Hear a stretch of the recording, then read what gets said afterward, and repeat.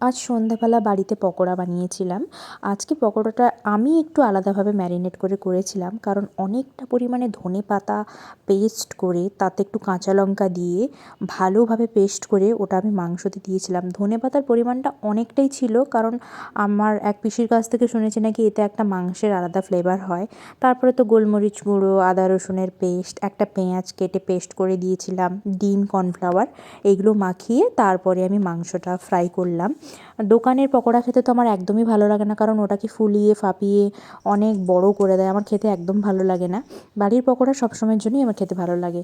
আর পকোড়াটা শেষে দেখতে এরকম লাগছিল, আর খেতে কিন্তু খুব সুন্দর হয়েছিল, কারণ ধনেপাতার পেস্টটা অনেকটা পরিমাণে দেওয়ার কারণে একটা আলাদা মানে একটা আলাদা গন্ধ ছিল, একটা আলাদা টেস্ট ছিল, আর খেতে দারুণ হয়েছিল, আর মাংসটা খুব সফট হয়েছিল।